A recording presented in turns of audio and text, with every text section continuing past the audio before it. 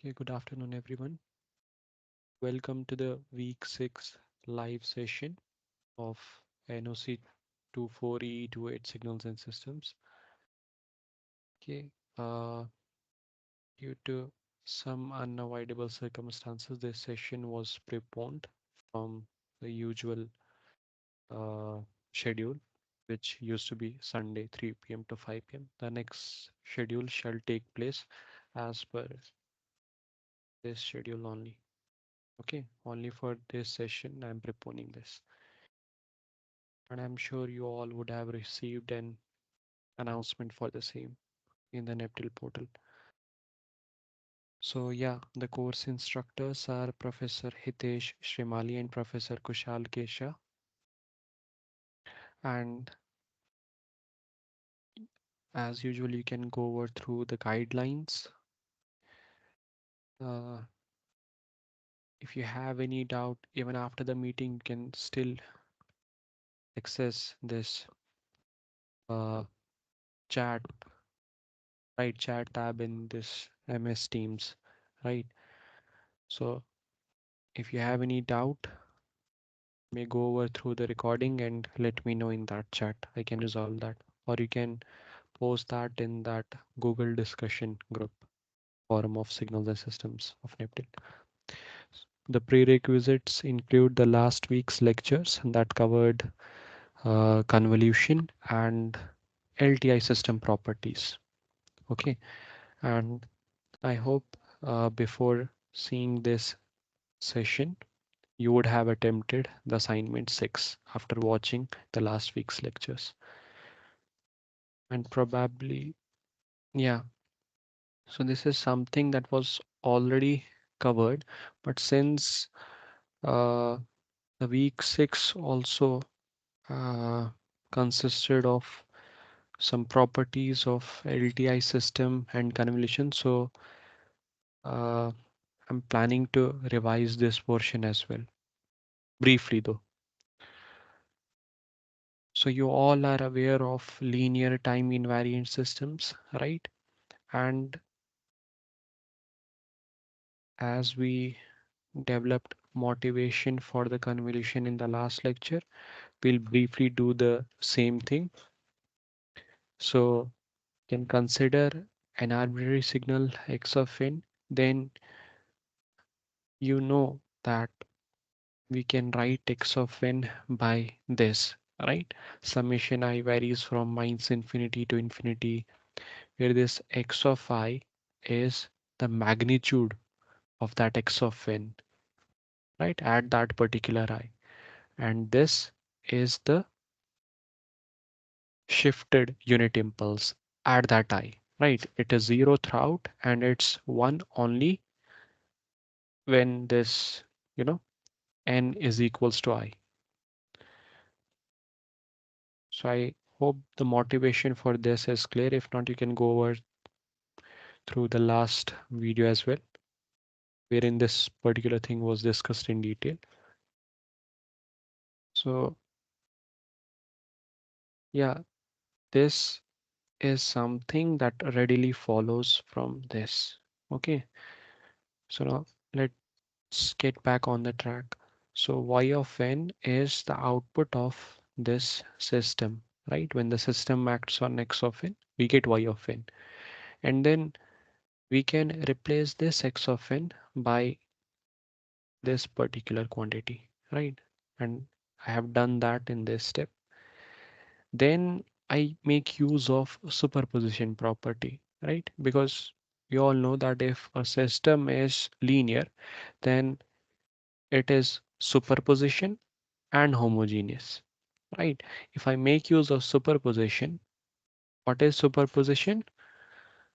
Superposition is something following. So suppose I have this x1, right?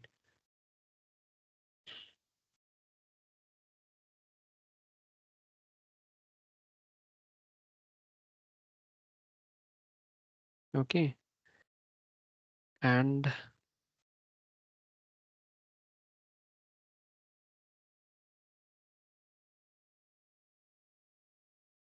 So idea is if we have input, summation of input acting on the system S, it's as if the individual outputs are added up, right? Y1 plus Y2. And this thing is not limited to two inputs only. We can have n number of inputs, right? So this is briefly what superposition says, right?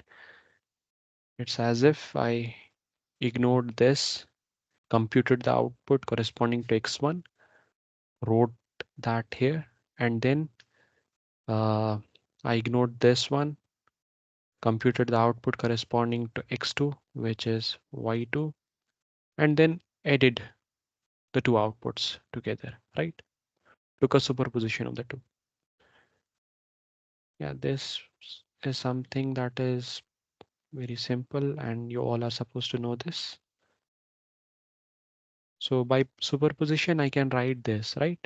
I showed the case for two inputs, and in general, it would be something like this, right? System acts on some number of inputs, and you can do following thing, right? Summation of system acting on this input. Okay, so this part is clear. Then we have this uh, particular step, courtesy this homogeneous property. So what I've done in this step is I've taken this xi out, right? So suppose I have,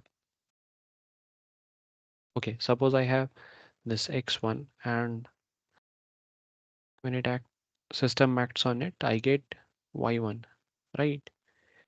Now if I give an input a times x1, if I get a times y1 as the output, then this means that the system is homogeneous, right? So this a is a constant, right? And so is this x of I. X of I is also constant. So I took this x of I out and then I'm left with this system acting on del of n minus I, right? So this part is clear. Then we denoted hi of n, right? We denoted hi of n as the response of the linear system to the shifted unit impulse del of n minus k, right? I'm actually trying to simplify this particular thing, right? So I need some notation for the output corresponding to shifted unit impulse. So this is what I come up with. Wait, am I missing something here?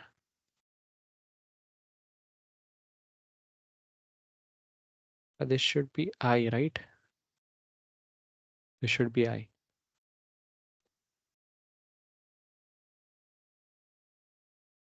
Okay. So del of n minus I is hi of k, right? If this is the input, this is how I'll denote my output.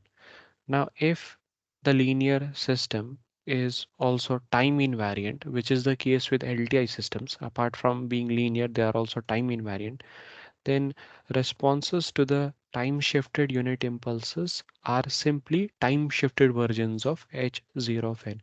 What is h0 of n? It is the output of this system corresponding to the unit impulse del of n minus 0, right? Where I is 0. So this is output corresponding to del of n, the unit impulse, which has not been shifted at all. Okay, so output corresponding to this is simply shifted version of this.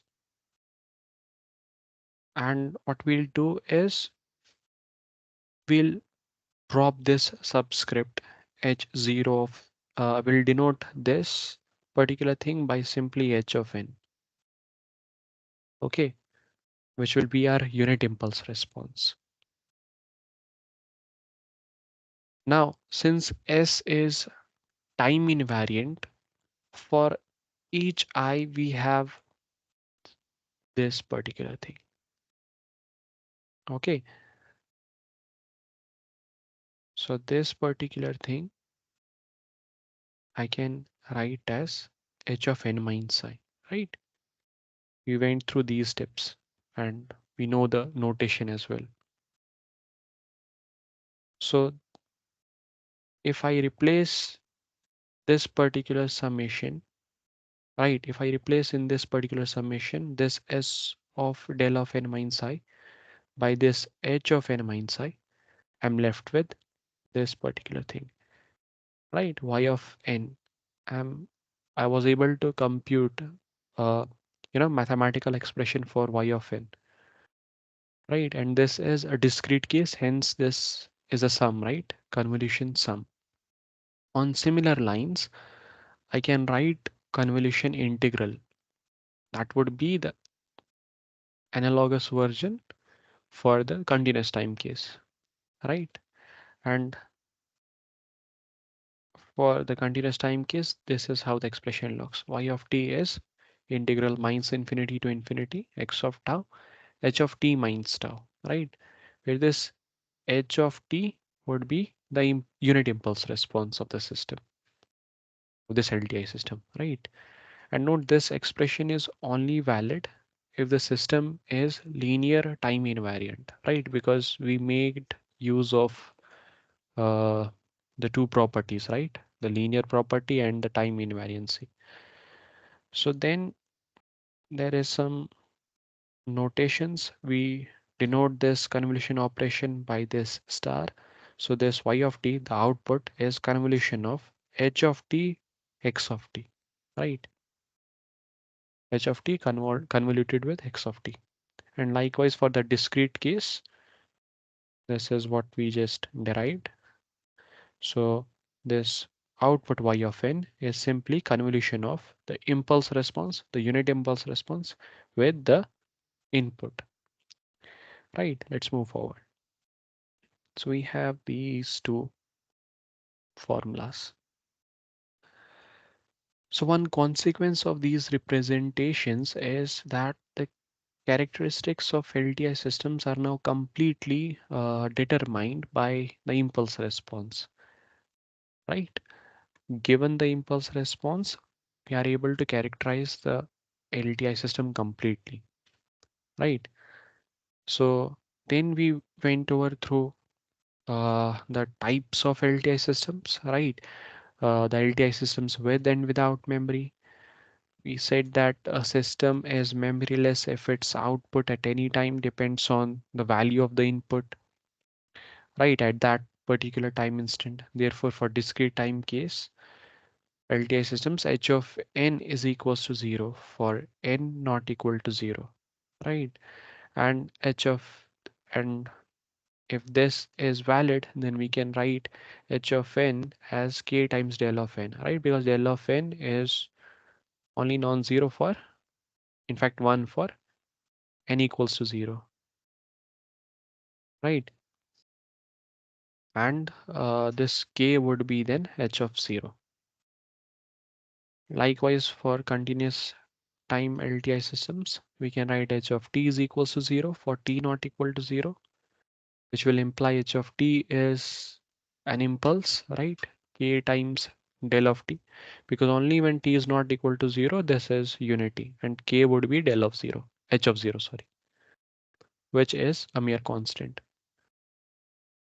Now, if in particular k is 1, then our this convolution sum and convolution the convolution formulas become following, right?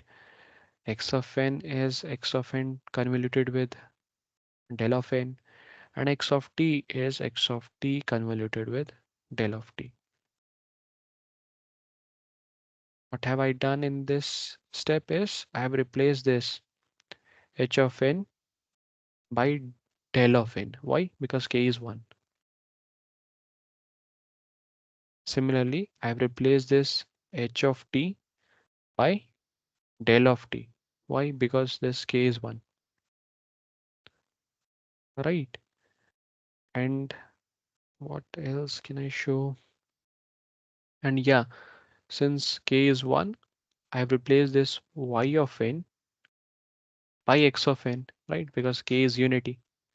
Likewise, I have replaced y of t by x of t because this k is unity, right? This is how our convolution sum and integral chains if we have a memoryless system, right? So you can make use of these particular equations if the system is memoryless to solve problems.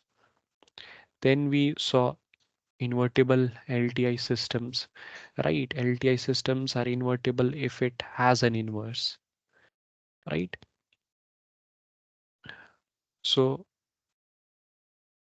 suppose we have an LTI system whose impulse response is h of t, okay? And corresponding to that, we get an output y of t, right? Then this h1 of t, if this is the inverse LTI system, we should get back this input, right? And what should be the overall impulse response since these two systems are cascaded? I hope you are, aware that the two impulse responses will be convoluted. If not, we'll come to that as well later on. H of t convoluted with h1 of t is del of t, right? So h1 of t must satisfy this particular condition. And likewise, we have the following condition for the discrete time case. Now let us consider the LTI system below, right? Is this particular system invertible? If yes, then why is that the case? We saw if the system is invertible, then it should have an inverse, right? So if we answer yes to this particular question, then we should come up with a system that when x of t minus t naught is the input, gives x of t as the output, right? So it turns out uh, we proceed in the following manner. Firstly, what we did was we computed the unit impulse response h of t, right? And we readily observed that this h of t would be del of t minus t naught, right? Only then this output would be x of t minus t naught, right? So this output x of t minus t naught is x of t input convoluted with the impulse response h of t, right? I used this formula, substituted h of t with the impulse response of this system. So now for invertible systems, what do we need? We need this h1 of t system, right? So we can readily observe that what this system is doing is it is delaying the signal, right? It is delaying the signal by t naught. So it is quite intuitive that the inverse system should be such that it advances the signal by t naught, such that the resulting signal would be x of t itself. Okay, so this is how we define our h1 of t. This is a system that advances the signal by t naught units. Okay, if you give x of t as the input, you'll get x of t plus t naught as the output. So let's see how the two system act when cascaded. X of t, when h of t acts on it, gives x of t minus t naught, right? And then when h of t acts on this x of t minus t naught, we get this argument plus t naught, right? So this t minus t naught plus t naught, right? Because that is what this h1 of t does. So this t naught and t naught cancels and we get back this x of t, right? So we have following thing, h of t convoluted with h1 of t. What is that? You substitute h of t by the actual this del of t minus t naught, and likewise we replace this h1 of t by this particular expression, we should get back del of t, right? Remember?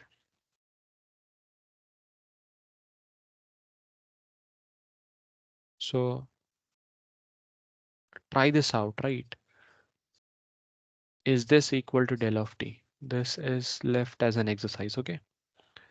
So a causal LTI system.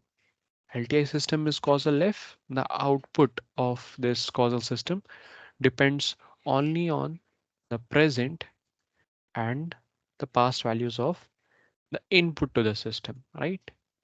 So output should not depend on the future values of the input to the system.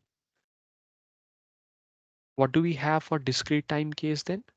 This y of n must not depend on x of k for k greater than n, right? Because for k that is greater than n, that would be the future instances of input. And our output cannot depend on the future instances of x of n. So therefore, all the coefficients h of n minus k that multiply this x of k for k greater than n must be 0, right? You have this output given by this convolution sum. So our statement is that these h of n minus k, they should be such that uh, yeah, they should these coefficients, right, that multiply this x of k, they must be 0, right? Because LTI system is completely determined by its impulse response, right? So we'll impose the condition on the impulse response of the system. So h of n minus k for k greater than n should be 0. So in the last lecture we showed, right, that this particular thing is equivalent to h of n being 0 for n less than 0. You can refer to that video if you have any doubt on this one. Let's take an example, right? Suppose y of n is 2 times x of n plus 3. Okay. Is this particular system a causal or non-causal? A system is causal, right? Because it does not depend on the future instances of x of n, right? Suppose we have n equals to 1 case, the equation would be y of 1 would be 2 times x of 1 plus 3. So this particular thing is the present value, right? It's not the future instance. So that's why the system is causal. And likewise, so in the questions, you will be frequently using the conditions on the impulse responses. Okay, so notice this h of n is 0 for n less than 0 and h of t is 0 for t less than 0. Okay, these two are important. Then we'll move over to stable LTI systems, right? LTI system is stable if every bounded input produces a bounded output. Okay, so in order to determine the conditions under which the LTI systems are stable, we can consider an input x of n that is bounded in magnitude. Okay, suppose this input is bounded in magnitude. Modulus of x of n is less than b for all n. Suppose the LTI system is having the unit impulse response that is given by h of n. So we have the following thing by the convolution sum. Since we are taking modulus on both sides, we get this particular equation. Then it follows that this particular thing is less or equal to this, right? I showed this in the last lecture as well by means of an example why this particular thing makes sense, right? The sum of set of numbers is always the modulus of that is always less or equal to sum of magnitudes of the numbers, right? It should be intuitive as well. So if you have any doubt on this one, you can refer to the week 5 lecture. Okay. So since this x of n minus k is less than b for all k and n, why this is valid? Because this particular thing holds, right? If the signal, the magnitude of the signal is less than b for all n, then for all the shifted versions of the signals, this particular thing would also hold good, right? So you can use this particular thing because this particular thing holds good. And then we get this sufficient condition, right? If this particular thing is, see, by definition, if it produces a bounded output, then the system is stable, right? Now for y of n to be bounded, summation k varies from minus infinity to infinity. Modulus of h of k should be less than infinity, right? And that is a sufficient condition. And only if this sufficient condition is met, this y of n will be bounded in magnitude and the system would be stable. Okay, that was the recap part. Now let's uh, start the properties of LTI systems. The LTI systems, they have number of properties that are not possessed by the other systems. We'll begin with uh, the representations that they have in terms of convolution sums and integrals. Okay, so the convolution operation, it is commutative, right? What do I mean by that?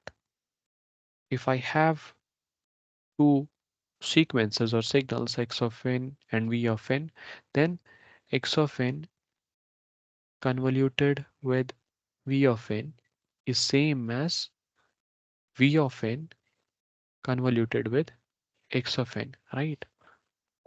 The point is order is immaterial, right? That is the essence of commutative property. So we have following thing, right?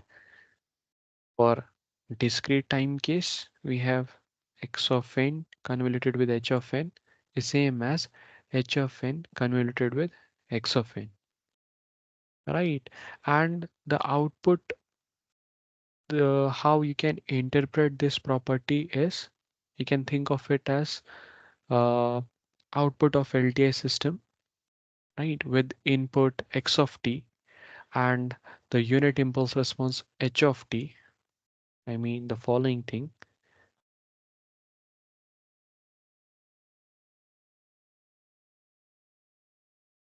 This output, right?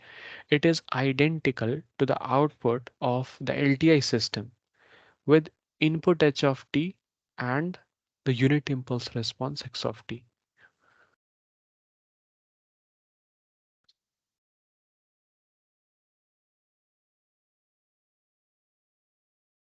So these two outputs are identical, right? If you switch the impulse response with the input, the output won't change. So that is in a way how you can interpret this. Okay, then these can be verified straight. Yeah, then why, the question of why is this convolution operation commutative? You can verify them in a straightforward manner by means of substitution of variables in the above equation, right? I guess I'll try this out. I'll show you for the discrete time case and then you can uh, proceed in the similar manner for this continuous time case. Okay, so what we'll do is we'll let r equals to n minus k. So I have following thing.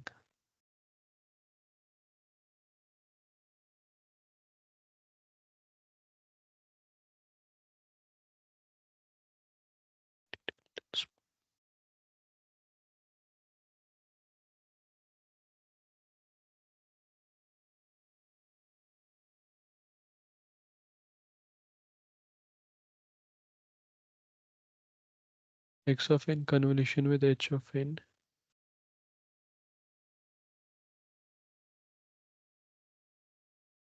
that is given by summation k varies from minus infinity to infinity h of k x of n minus k.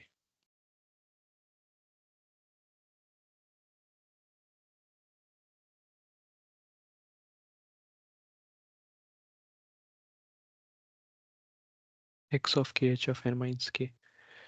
Right, what I've done is I've used this particular formula, right? This is convolution by definition. So what I'll do is I'll let r equals to n minus k. Will happen. We'll have this summation. Okay, what will be k? K would be given by this n minus r, right? So what will be the limits? See, when k was infinity, sorry, when k was minus infinity, this r would be infinity, right? Infinity to minus infinity. And then you have this x of n minus r.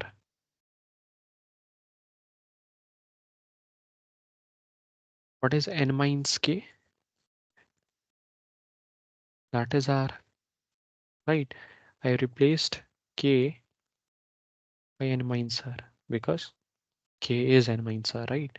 And this n minus k here, I can replace that by r. That is what I'll do. I have h of r, right? And then,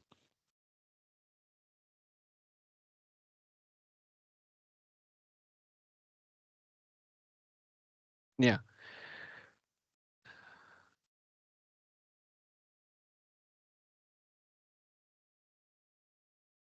so this then gives you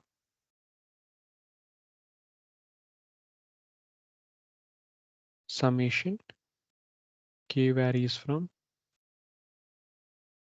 minus infinity to pin infinity plus infinity, right? Uh,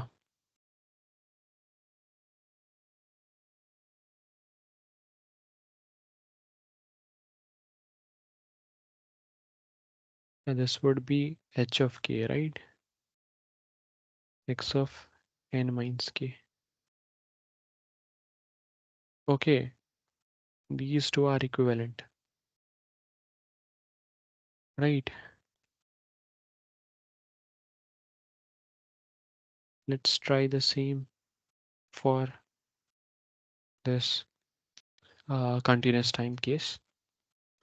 So in continuous time case, what do we have? We have following thing. Y of t is x of t convolution h of t, right? And that by definition is given by this. So I'll write minus infinity to plus infinity x of tau h of t minus tau, right? D tau. Now when you'll use the substitution v as t minus tau, right? I use this particular substitution. V is equals to t minus tau. What would be dv? dv would be minus d tau, right? So I have following thing.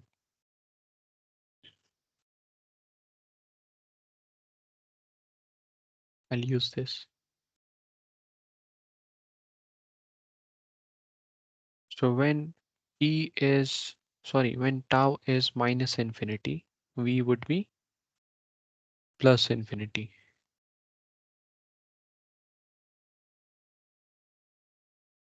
X of tau, right? X of tau would be, see, if v is t minus tau, then tau is t minus v. So tau is t minus v. So I'll have h of t minus v, right? And then I'm left with this t minus tau. I'll replace this by h of v. Why? Because t minus tau is v. So this is it. Sorry, this was x, right? I replace this by this, and now I'll write expression for this h of v. And what was deta?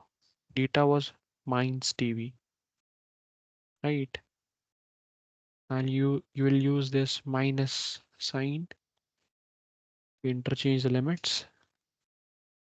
I'll absorb that minus sign over there, minus infinity to infinity, right? I can do this x of t minus v h of v dv. Okay, which is nothing but minus infinity to infinity h of v x of t minus v dv. Okay, you can easily convince yourself that this is nothing but this, because in both these expressions only variable of integration is different, right? Else these are different. So in this I can then use substitution, put v equals to tau. Don't confuse that with this substitution though. Okay, essentially the result that this integral would give me would be same and exact to this one. And then by definition, this is nothing but this is nothing but h of t convolution x of t, right? Why? Because if x of t convolution h of t is this, then this integral should be this. So I can write h of t convolution with x of t. So that gives you a justification for why this convolution operation is commutative. Okay, let's move on to associativity property. So what is the statement of associativity property? This particular thing x of n convoluted with the output of convolution of v of n convoluted with mu of n is same as if I convolute these two first and then convolute the output with mu of n, right? So suppose I have the two systems, right? H1 of n and H2 of n. Okay, and this is my input. One way to solve this. Okay, see, usual method would have been, say, suppose you are not knowing that a cascade, if the system is cascaded, their impulse response is convoluted. Uh, the following is the justification then for that using associativity property. So since we have two systems, we'll write what would be W of n. Your W of n would be x of n convolution h1 of n, right? And then what is y of n?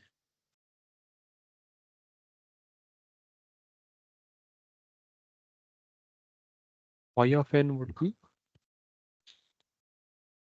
this W of n, because now W of n would be input to this system. convoluted with H2 of n. So that is y of n is x of n convolution h1 of n, right? This particular convoluted with h2 of n. This is how your usual expression of y of n comes about, right? Then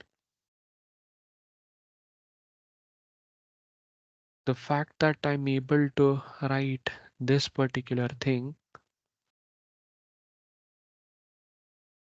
by following,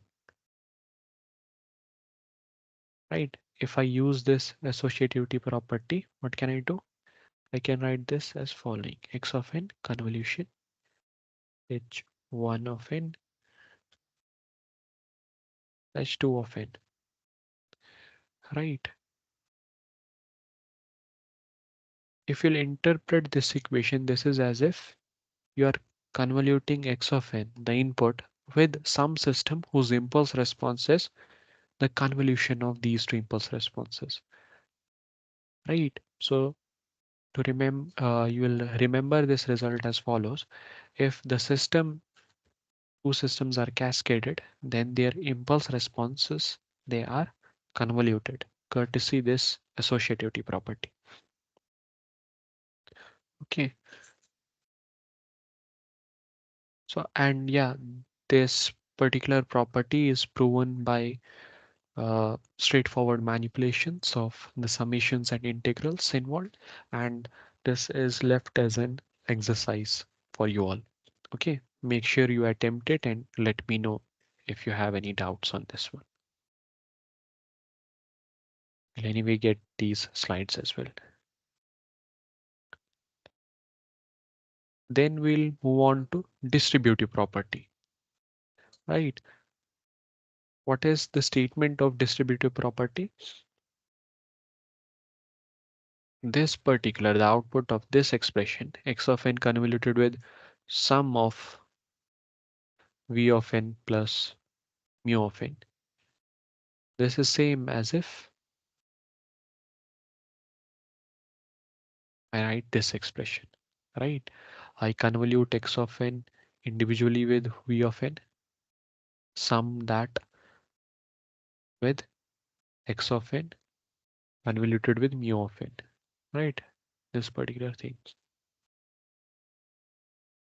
So if I'll change v of n and mu of n by h1 of n and h2 of n, I'll get this particular expression. By the way, note this was the continuous time case, right, for associativity, and you'll have similar result. This cascaded operation results in convolution for the continuous time case as well, right? And for this distributive property, continuous time case, we have following thing. If x of t is convoluted with h1 of t plus h2 of t, right? It is same as x of t convolution h1 of t plus x of t convolution h2 of t, right? Again, this property is straightforward and you'll try to prove it using the manipulations of the summations and integrals, and let me know what is the result from your end. Yeah, uh, then we have this, how you'll interpret this distributive property is, suppose the two systems are in parallel, right? This is the parallel configuration. We have h1 of t, h2 of t, and then they are added, right? You can simplify this particular thing by this simplified form. What have I done? I mean, what did I do here is I added the impulse responses h1 of t and h2 of t. What was y1 of t here? Y1 of t was x of t convolution h1 of t. right? What was y2 of t? Y2 of t was x of t convolution h2 of t. What would be the sum of y1 of t plus y2 of t? Because we have the summation operation. It would be the summation of this and summation of this. That is similar to this particular thing, right? This y of t. But as per distributive property, the following thing holds good, right? And what is this? You can visualize this as if you have one system with impulse response h1 of t plus h2 of t, the summation of these two, right? And the input goes into that system. The y of t, this obtained here and y of t obtained here is same. Okay, that is in essence this distributive property. Uh, yeah, we did this part as well. Then we have this simple homogeneous property. Suppose you have x of n convolution a v of n. It's same as if you pull that constant out and compute this convolution x of n v of n. This is simplest of all, so nothing much to discuss on this fourth property. With that, we have our first question. You have to determine what is y of t for this figure.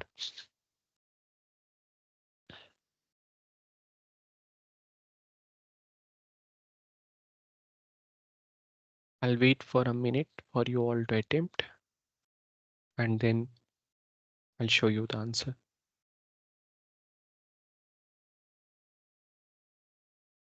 Is the system cascade or parallel? It is parallel, right? So what should be the output? Output would be convolution of this signal with this and plus convolution of this signal with this, right?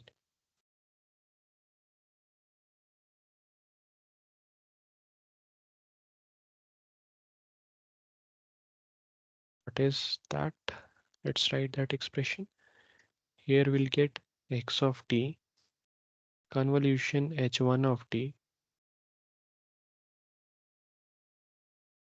and here we'll get x of t convolution h2 of t, right? Just a second. Yeah. What is y of t? Y of t is then sum of the two. What is sum? X of t h1 of t plus x of t convolution h2 of t, right? And yeah, I can make use of this particular property, the distributive property. If I make use of that, then I can actually simplify this to following: x of t convolution sum of the two, right? If you would have noticed these were two systems in parallel, you should have readily used the result. If the two systems are in parallel, then their impulse responses are added, right? So it's as if I had a single system with impulse response h1 of t plus h2 of t. So which option is correct? This one looks correct, right? What about this? Is this and this same? It's not, right? Why? Because here we have convolution and here we have a simple product, right? It's not a multiplication, right? It is convolution. Make sure you understand that. So option A was correct for the first question. Then we'll move on to the second question, right? For the same figure, you need to determine y of omega. So basically, you need to compute the Fourier transform. Right, I'll do.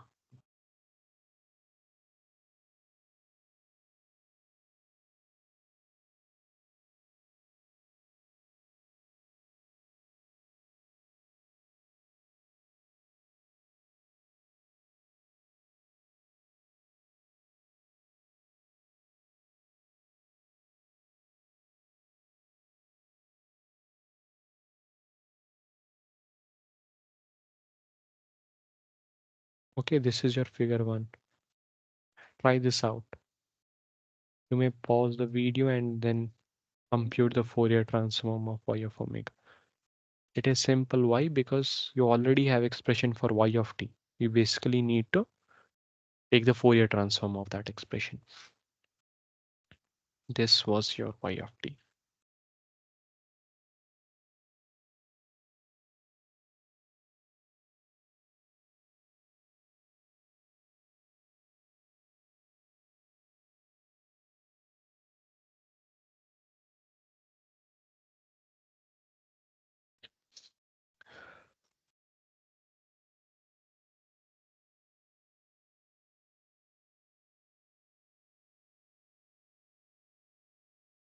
So what was y of t? Y of t was x of t convolution h1 of t plus x of t convolution h2 of t, right? We already computed that here. So yeah, if you'll take the Fourier transform of this, should we call it y of omega or y of j omega? Same thing. Let me call it y of j omega here because as per the option, this notation has been used. What happens to the signal in frequency domain if the time domain signals are convoluted? They are simply multiplied, right? So we'll have x of j omega product with, notice this is multiplication, h1 of j omega, and I'll then use linearity property, right? The Fourier transform of this is as if I'll compute Fourier transform of this plus Fourier transform of this. So I computed Fourier transform of the first signal. Now I'll compute Fourier transform of the second signal. This would be x of j omega. Again, the time domain signal is convoluted, so the infrequency domain will have a product, right?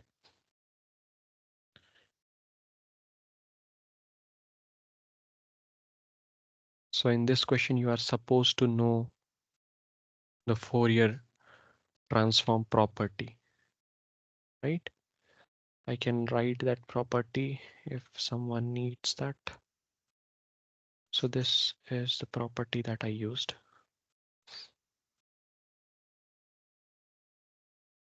A of t, suppose its Fourier transform is A of j omega. Then you have a signal B of t, and you know that its Fourier transform is B of j omega. Then this particular thing, A of t convolution B of t, right? The Fourier transform of this is A of j omega. I guess I'll use a capital A.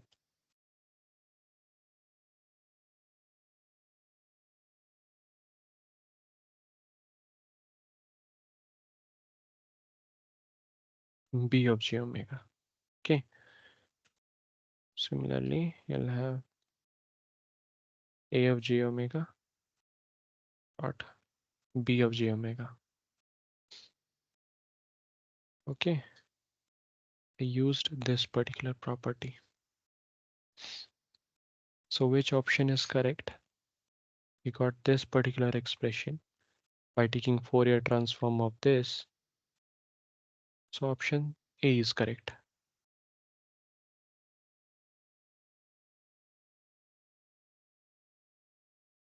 So then we'll move on to the third question. Okay. Third question is, you'll consider an LTI system whose impulse response and input is same. Okay. X of t and h of t is same. And that is equals to e to the power minus 2t u of t. Right. And you need to determine the output. So this is what is given. Right. There is impulse response of the system. You have this input x of t, y of t, right? This and this, they are given and they are equal to this. You need to find this y of t. I'll wait for a minute and then start doing it myself.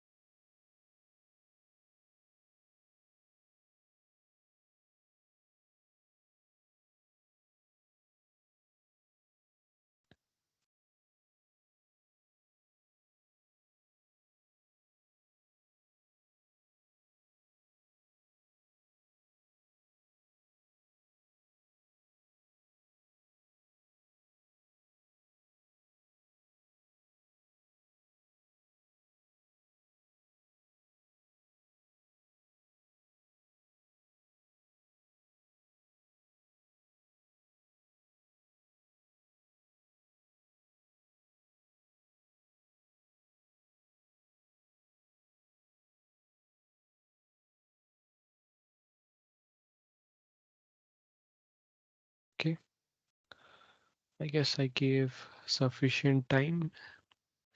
I'll start doing it now myself.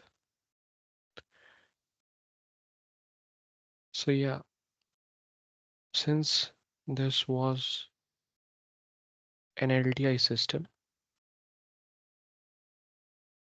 you are well aware that this output y of t would be given by x of t convolution h of t. Okay, so oh,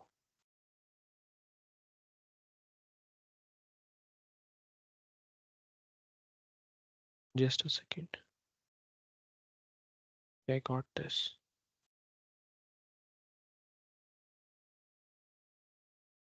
Okay, so this is the particular problem.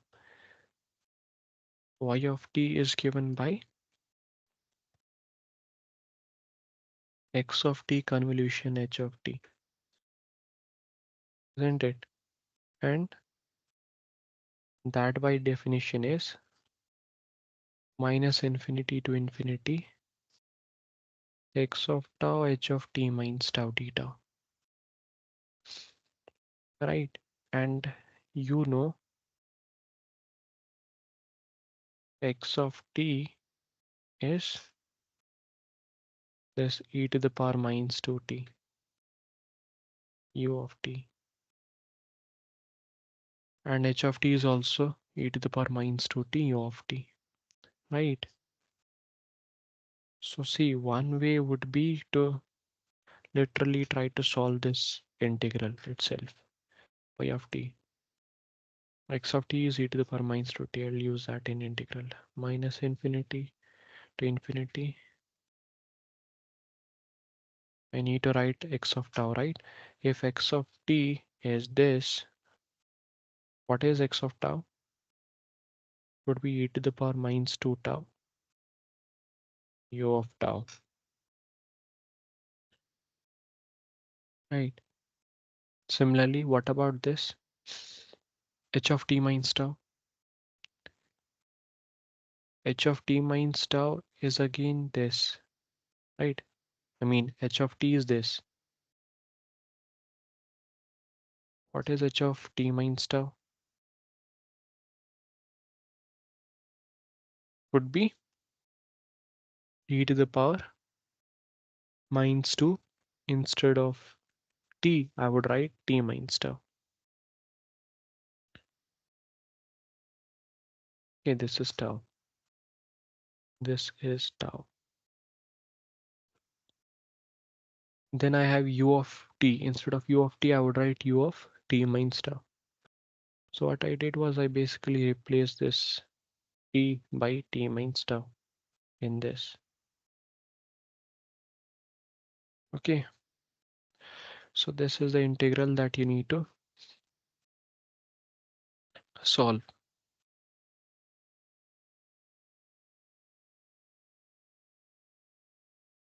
What is the product of u of tau and u of t minus tau? U of t minus tau is the delayed version of u of tau, right? Sorry, the other way around, right? See,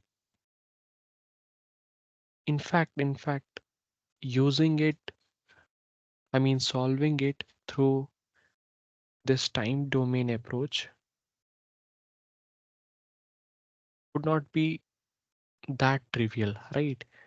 Instead, what if I use the frequency domain approach, right? I know I have this one, y of t is x of, I've already written that, right? Y of t is x of t convolution h of t. Can I write this y of omega or y of j omega, whatever you have? I mean, the point is I'm converting into frequency domain. I'm converting this equation into frequency domain. Y of omega, x of omega. Convolution operation in time domain, it would be a product operation, a multiplication operation in the frequency domain. Then it would be h of omega. Okay. What about x of omega? And what about h of omega? Basically, what is the Fourier transform of this? Do you remember? It is j omega plus 2.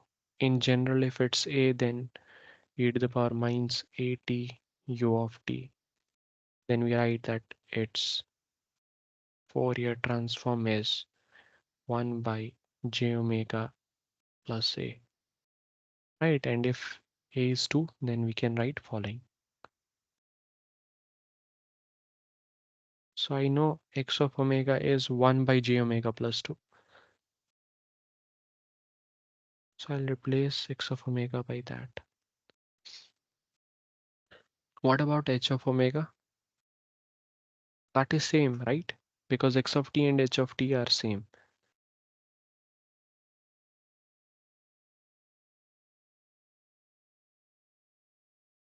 What would be y of omega then? Product of these two, right? That is 1 by j omega plus 2 whole squared. So we derived the following result before, right? If you remember, in week 4 we had derived the following result. In fact, we took care of the general case, right? The case when this 2 was n and this was a. So let me write what we had already derived. We had derived that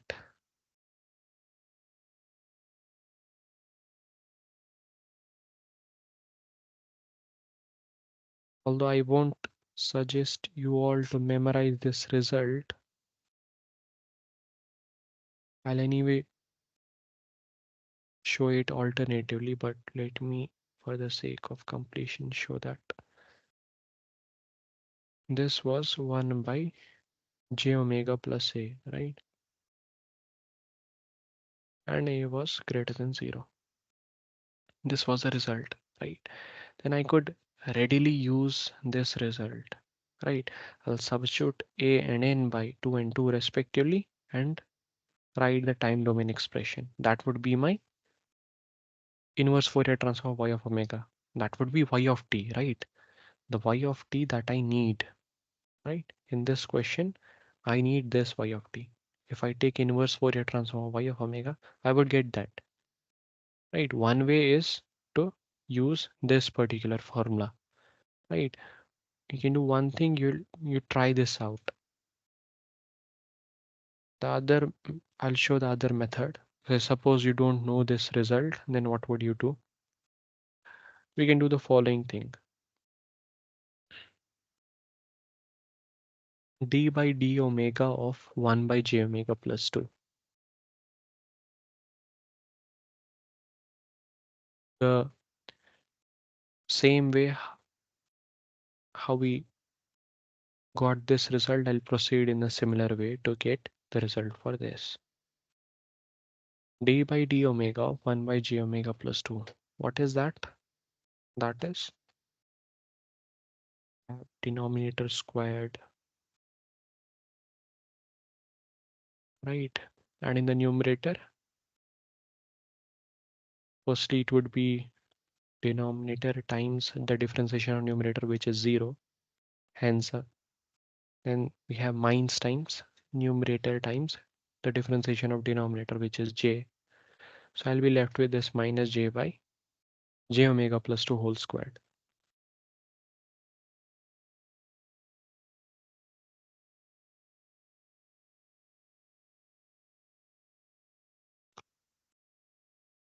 Can I do what this?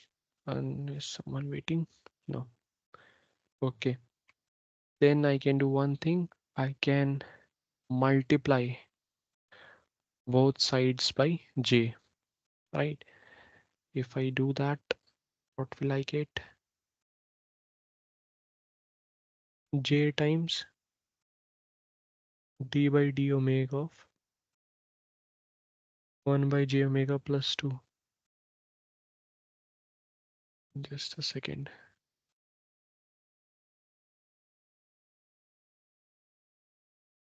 Okay, right. If this holds good, then multiplying both sides by j should also hold good. J square is minus 1, so this minus and minus would be plus, right? If I multiply this by j, this would be minus 1 plus, and I'm left with this j omega plus 2 squared in the denominator, right? And this is what my y of omega is. Okay.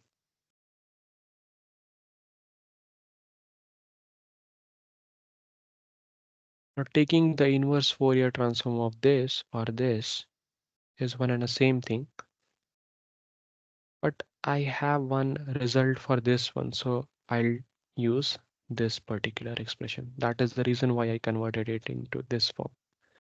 What is the result? The result is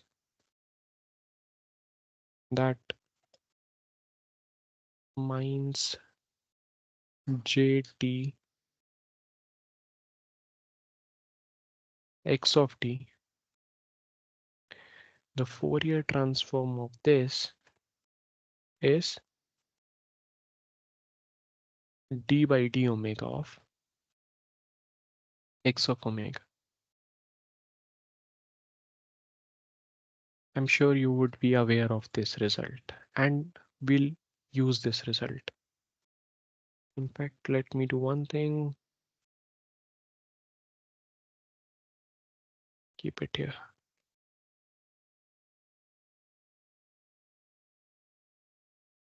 Okay, and this would be the reason. And then my, what would be y of t? Okay, notice this and this look same, right? If I multiply j on this side, then I should multiply j on this side as well. J square is -1 and minus is plus. T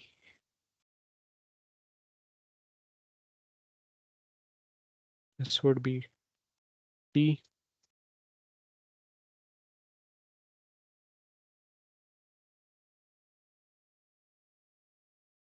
actually I guess I should show the in between steps so that there is no confusion since no one is in the meeting, so maybe you might get confused with this. So the point is, if I multiply both sides on j on this particular, this is something that is well-known result from the Fourier transform properties, right? This particular thing we already know. So if I multiply j on both sides, what do I get? I'll have minus j square t x of t, the Fourier transform d by d omega x of omega and a j here, right? Multiplying j on both sides would give me this. Now concentrate on this one. This j square is -1 and minus is plus. So it would be t times x of t. That is what I'll write. T times x of t, j times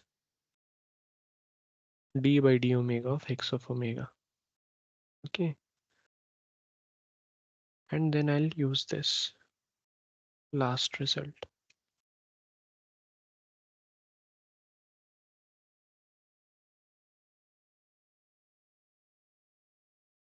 Notice x of t is the inverse Fourier transform of the function that is being whose derivative is being taken, right? 1 by j omega plus 2. What is the inverse Fourier transform of 1 by j omega plus 2? What is this? So I'll have p times e to the power minus 2t u of t, right?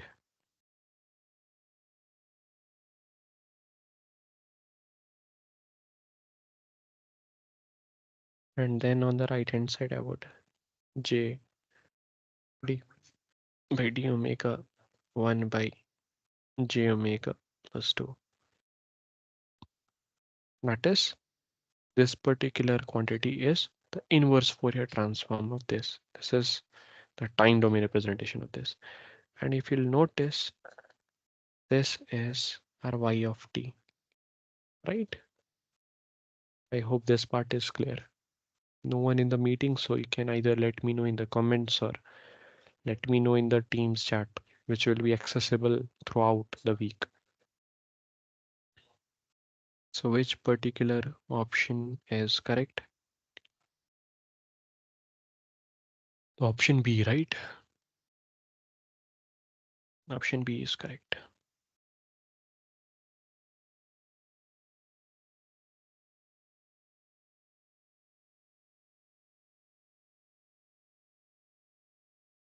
Oh no.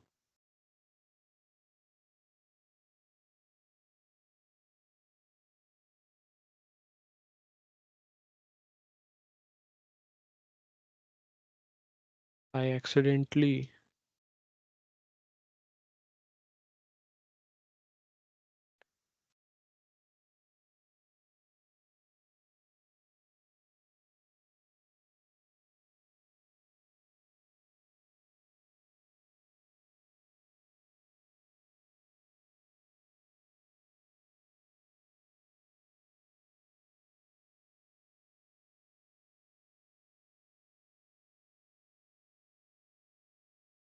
just a second.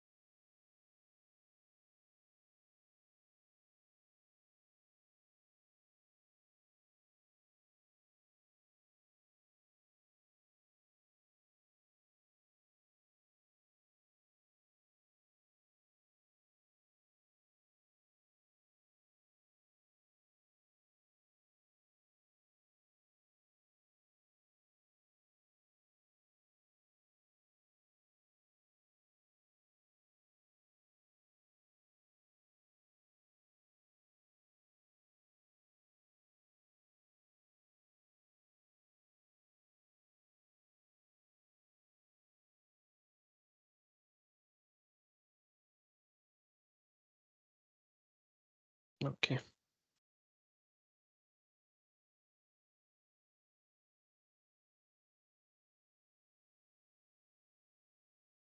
Okay, so this particular thing is y of t. Sorry, this page was accidentally deleted. D by d omega of 1 by j omega plus 2. And this is nothing but my y of t.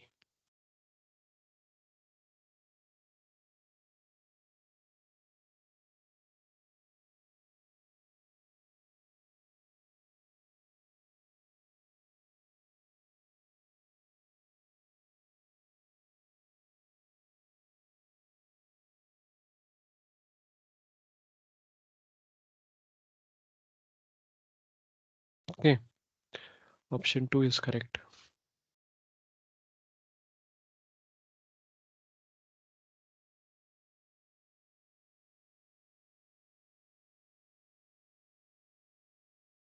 Then we'll move on to the next question, which is considering an LTI system whose impulse response is h of t, and h of t is e to the power minus 2 tu of t, and you have this x of t e to the power minus 3 tu of t. Okay, do one thing, try this out in a similar fashion. The same thing that we did for the question 3.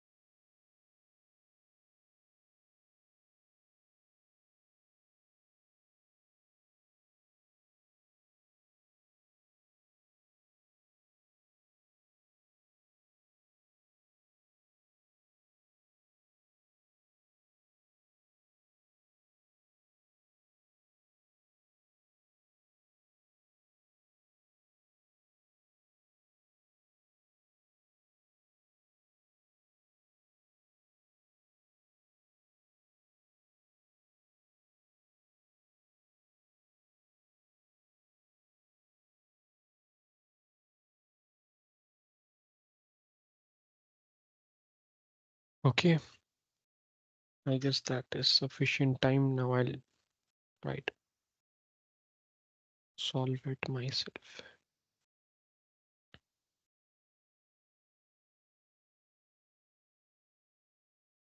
See, the question was you have in this particular thing, right?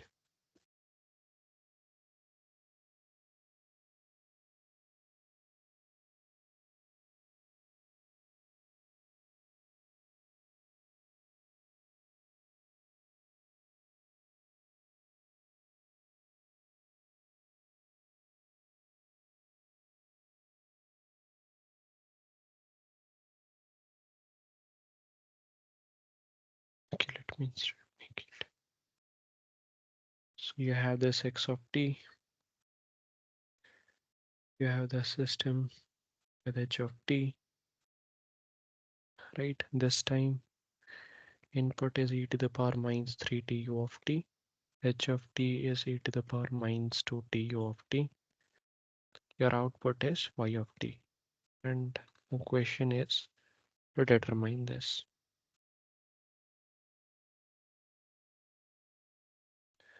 See, we'll proceed in a similar fashion, right?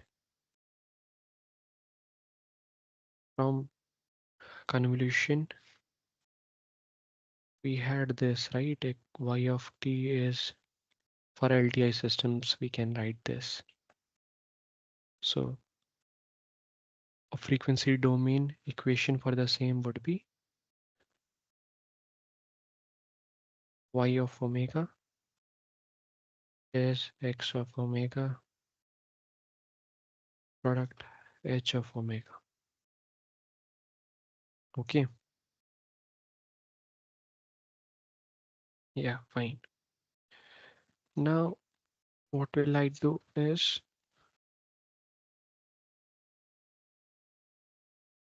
do I know x of omega and h of omega?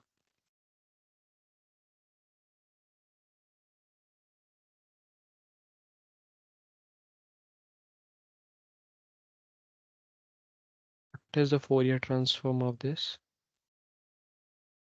I mean inverse Fourier, sorry, Fourier transform, yeah. Because if this is x of t, x of omega would be Fourier transform of this. Fourier transform of this would be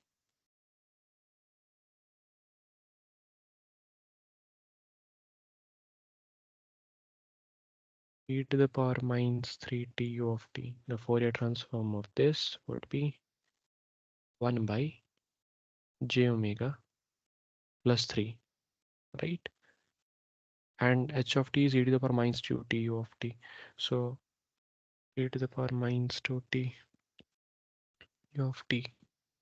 Fourier transform of that would be 1 by j omega plus 2, right? So I know these two. This is my h of omega. This is my x of omega. So I'll substitute that.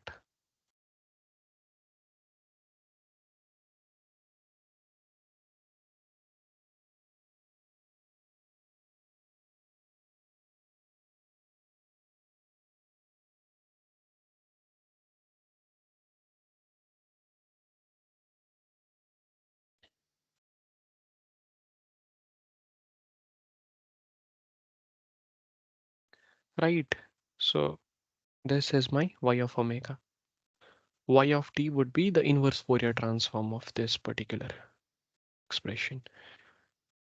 So now the question is to compute the inverse Fourier transform of this, right? How would you proceed?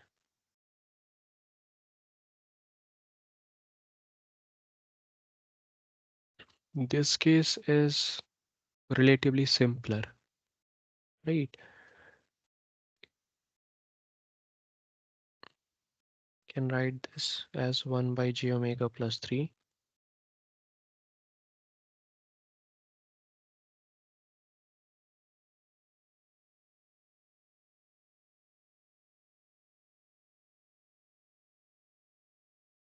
I don't have a readily result for this, but if I convert this into sum using some manipulation as shown, j omega plus 3 in the numerator, I can change the numerator to a different form, but it should evaluate to 1, right? So I can write this 1 as j omega plus 3 minus j omega plus 2, right? J omega would cancel and 3 minus 2 is 1. So I'll get back 1, this one. And then I'll keep the denominator same. J omega plus 3, j omega plus 2, right? This would give me 1 by j omega plus 2, right? Minus 1 by j omega plus 3,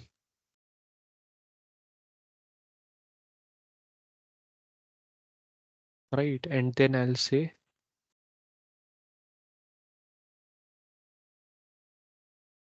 okay, let me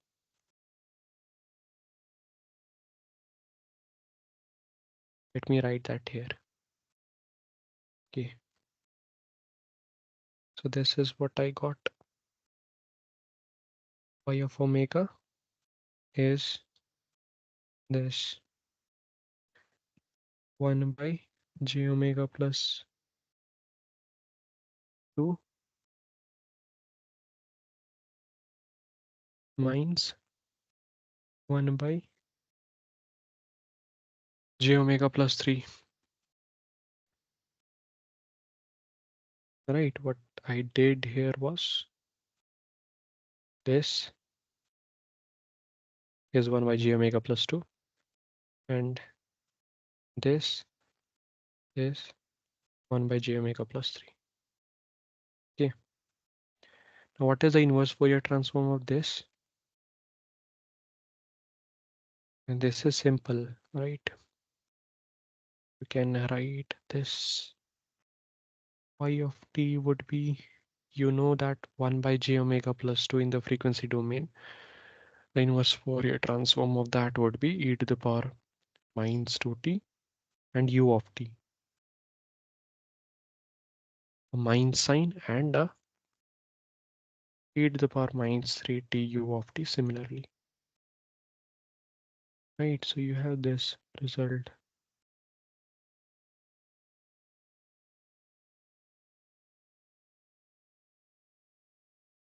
In general, this is how you should have approached.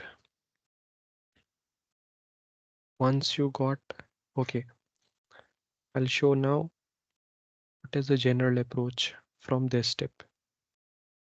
You got this one, right? Y of omega.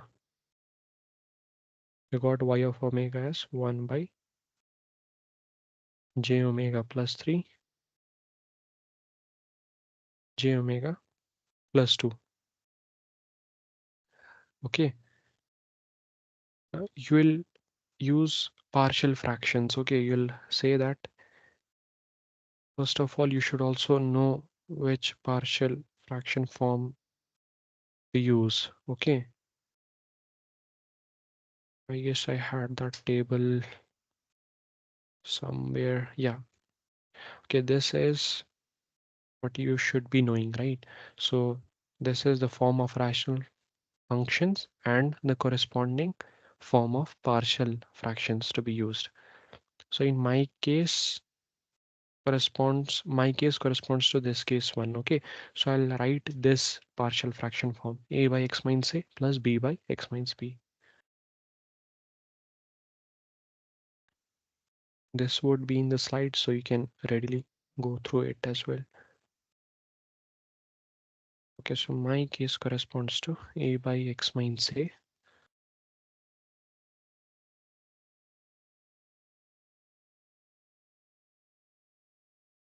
plus b by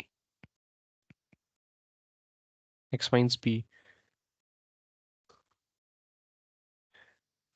And for this one, it would be this, right? J omega plus 2, j omega plus 3. I would write this j omega plus 3, this, now this one.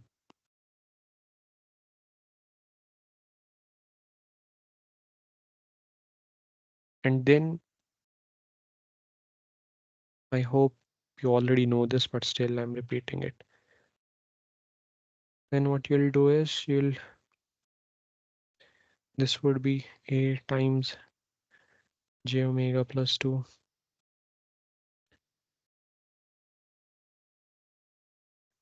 plus b times j omega plus 3, right?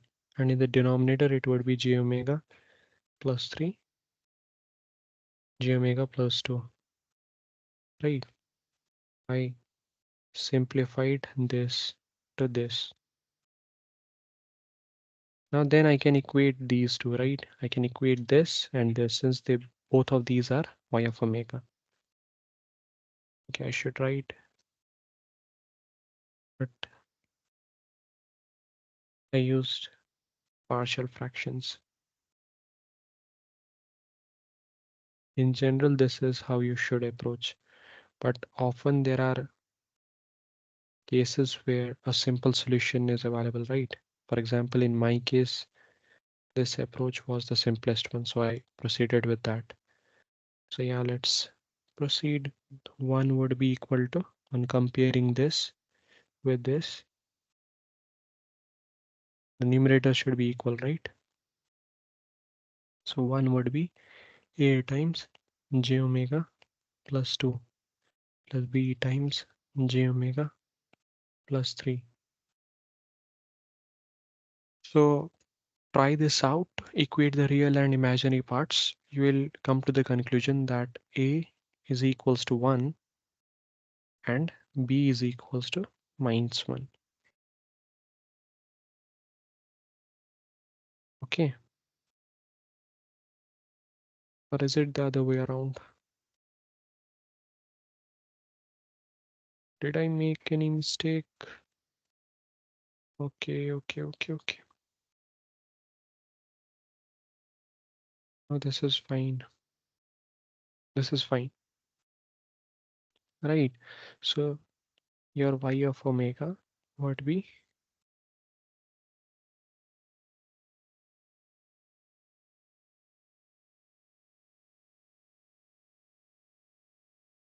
no, A won't be this.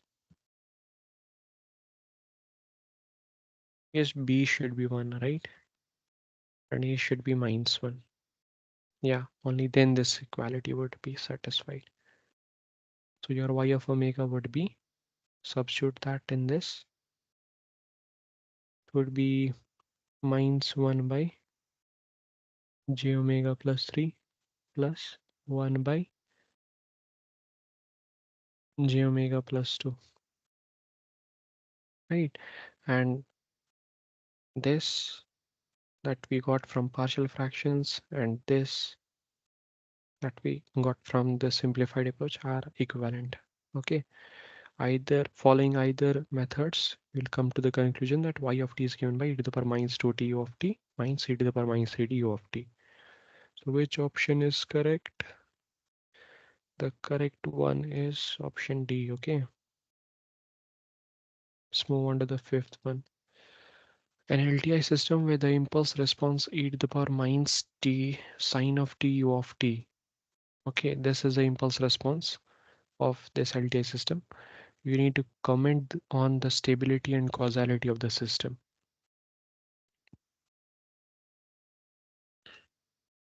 Okay, so is h of t converging? Right, let me first show you how roughly this h of t would look like. H of t would look something like this.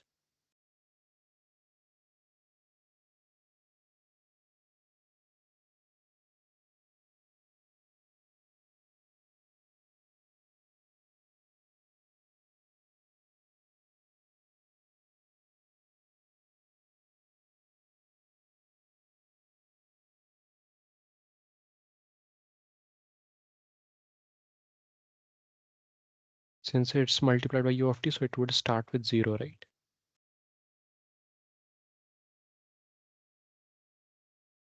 Something like this. Okay, so clearly it is a converging signal, right? And it is a stable one. What about, okay, this was h of t, okay. Now, what about this causality? Is it causal? For causality, the condition that should be satisfied is, the condition on the impulse response is that it should be 0 for t less than 0. And that is satisfied, right? For t less than 0, this is t. For t less than 0, it is 0, right? There is nothing here. So it is stable and a causal. So option A. Moving on to the next one. If area under a continuous time signal k of t is ak, where ak is integral minus infinity to plus infinity k of t dt, and you have this particular expression where this star is convolution, then which of the following expressions is correct? This is actually a good question.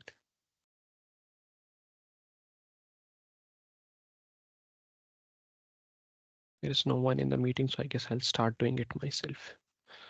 So you are given this and you are given this, right? I'll make use of the second one. That is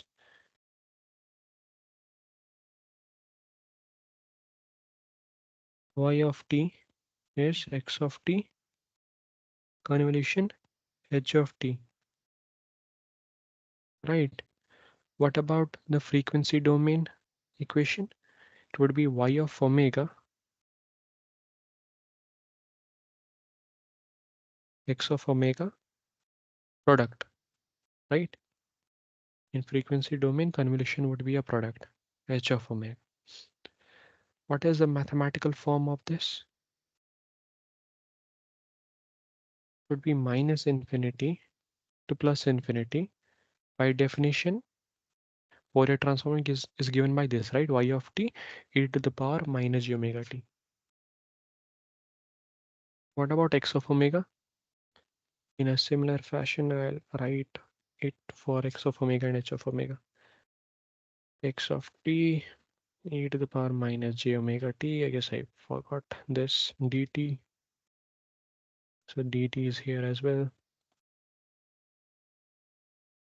Minus infinity to plus infinity h of t e to the power minus j omega t and a dt. Right?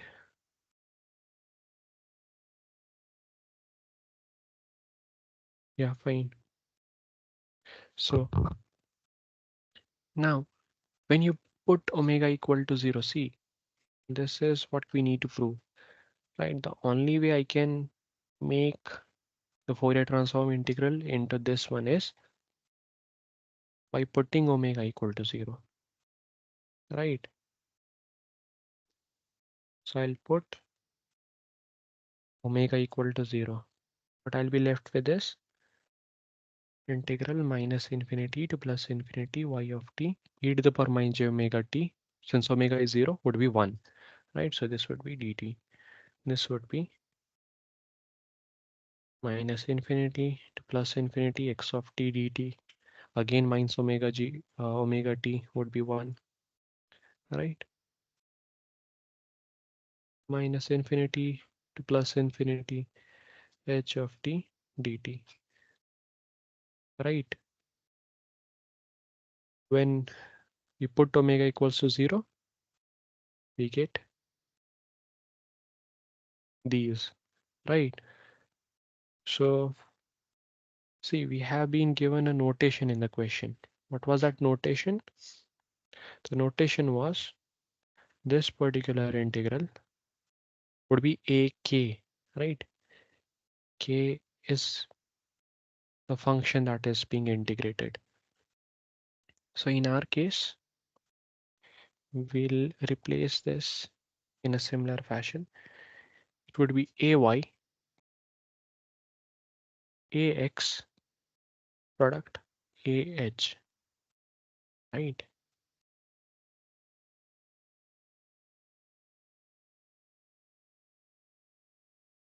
And that is the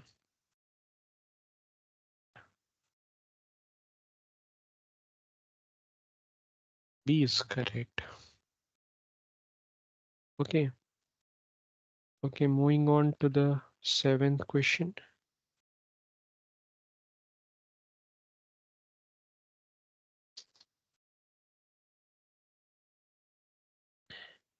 Consider an LTI system. Okay.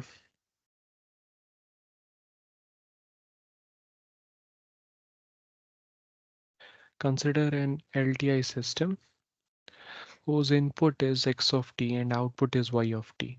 Okay. So the input output is related as this. You note that this system satisfies with this zero initial rest. You need to determine y of t for x of t equal to e to the power minus 3t u of t. Okay, so let me start this one as well.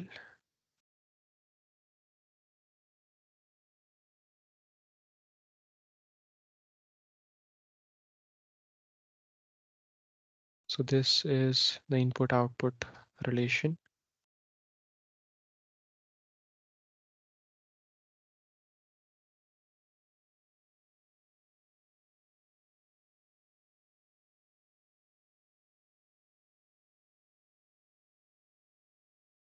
d by dt of y of t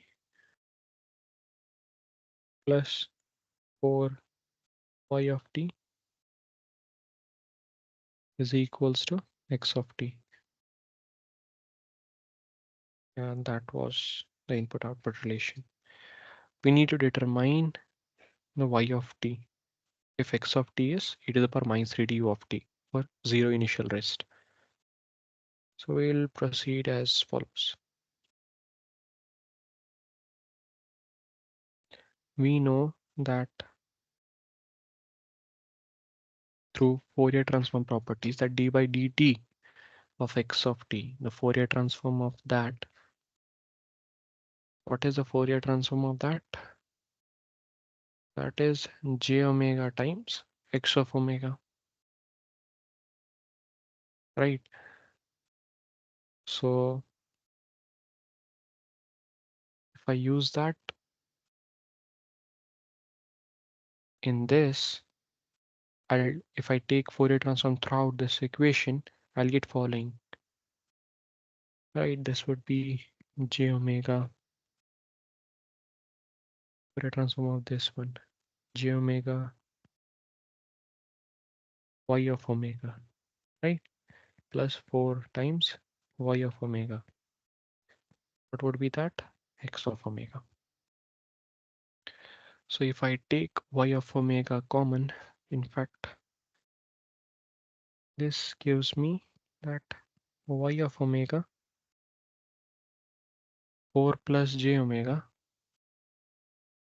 right? If I take y of omega common, I will be left with 4 plus j omega on the left hand side. That is equals to x of omega.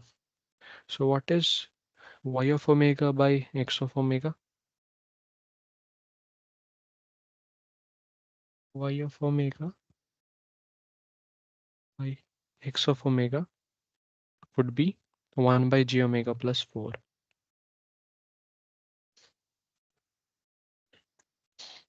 right? And it is given that x of t is e to the power minus 3t u of t. What would be x of omega? That would be 1 by j omega plus 3. Right, I'll use that.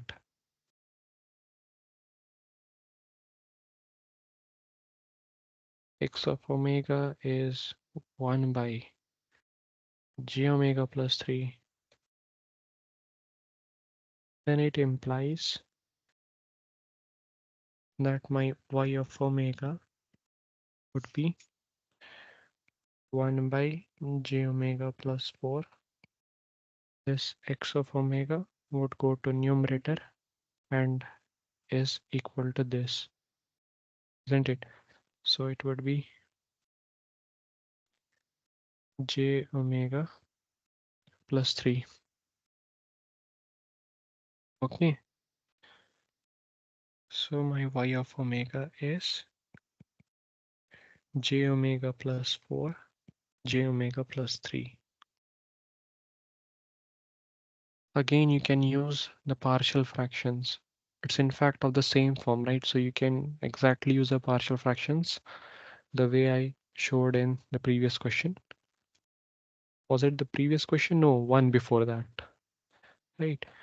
But I'll use a simpler method instead. I'll do the following. Y of omega is equals to 1 in the numerator. J omega plus 4 minus j omega plus 3 is also 1, right? So I'll write that. The point is the shortcut that I did in that question and this is expressing numerator in terms of these factors, right? So that I cancel the factors and I'm left with simpler sum of expressions. J omega plus 4 minus j omega plus 3 whole divided by j omega plus 4 j omega plus 3. This would be 1 by j omega plus 3 minus 1 by j omega plus 4, right?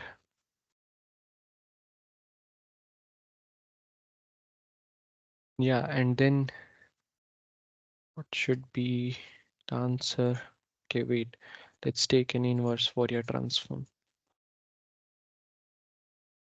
This would imply that y of t would be inverse Fourier transform of this would be e to the power minus 3t,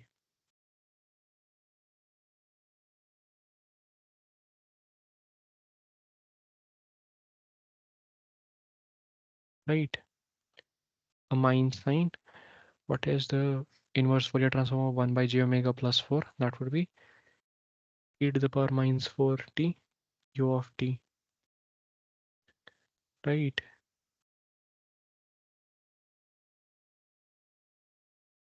Minus, I mean, I'm just interchanging the order because I guess the answer is in that form.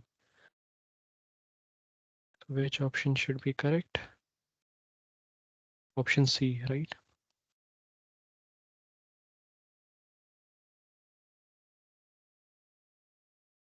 Now, question number 8, right? What is question number 8? We have h of beta given by following. H of beta is actually the impulse response, and you need to comment on the causality and stability, right? Firstly, what you will note is that this h of beta, since is equal to exponential of minus alpha modulus of beta, we'll assume that a is greater than 0. Okay, and then we can write as follows. It's e to the power minus alpha beta for all beta greater or equal to 0, right? Because modulus of beta is equal to beta for beta greater or equal to 0. And it's equal to e to the power plus alpha beta for all beta less than 0. So we have following h of beta,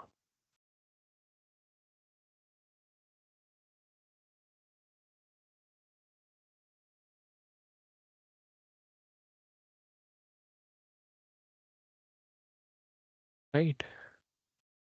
This is h of beta. This is beta. So yeah, the only thing this alpha will change is the steepness, right? How steeper this decay is, right? So either way, h of beta would be converging, right? What about causality? For causality, what is the condition on the impulse response? That h of beta should be equal to 0, right? In this region when beta is less than 0.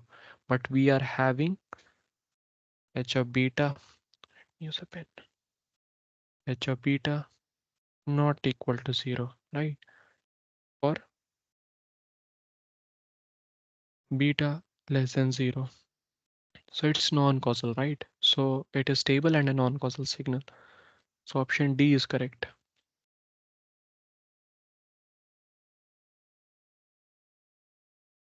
Okay, after that, these are some additional properties of convolution. First one is pretty straightforward. Second one is also straightforward and is readily followed from the shifting property of the unit impulse, right? So I try and think over this one. So then we have computation of the convolution integrals. This is a question that I'll want you to solve. Okay, x of t convolution v of t, where this x of t is this one, piecewise defined function, right? It is 0 for t less than 0, it is equal to 0 for t greater than 0, and between 0 and 3, it is basically t by 3, right? It is t by 3. And likewise for v of t, we have 0 for t less than minus 1, and a 0 for t greater than 1, and between minus 1 and 1, it's 1. How will you compute x of t convolution v of t for this case? Okay, uh, since there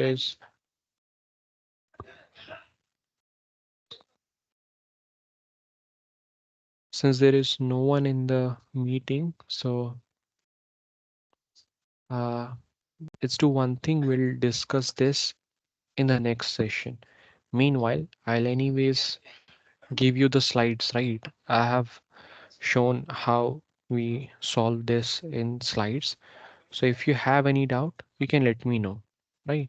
And likewise, you have a question for this x of n, h of n. Okay, x of n is zero point 0.5 at n equals to 0 and a minus zero point 0.5 at n equals to 1, and v of n is given by this. You need to compute this x of n convolution v of n. Okay, try this one out and you can let me know. This is the answer. Yeah, that's all from my side. Take care. Bye.